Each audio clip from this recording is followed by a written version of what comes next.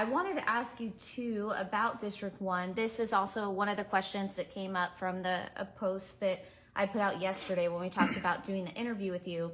And then you told me this right before that. So you don't live in District 1, but you... Well, I do now. You do now. Yeah, I do now. So when this all happened, see, I campaigned for Joe. And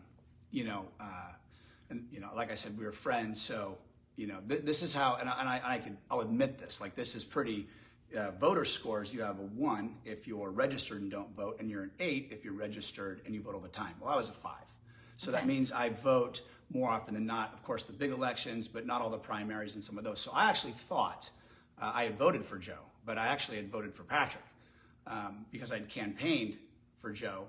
So when I decided to run, I thought I was in District 1. Well, then I realized I'm not even in District 1. Yeah. And so it was like, shoot, I guess that's it. So what I did was I went down to the county office, the voter registration, and Kathy Darling's office, and I looked up the rules. And I said, okay, well, can I move in there?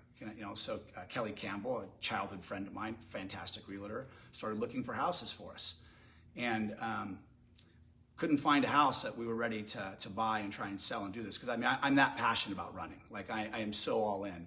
So what I've done now is I'm living in an apartment complex away from my wife and my kids, where we first lived when we got married. So really? that's what I'm doing. And I didn't write the rules. And some people will say, oh, well, you're doing, no. We're going to get a house in District 1.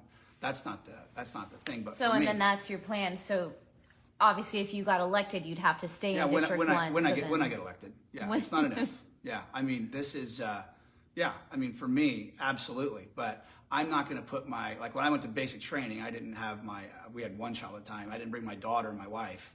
So, this is a family decision. Like, this wasn't something that we held lightly. It was, this is what dad's got to do. This is what you feel like is a sacrifice that's necessary.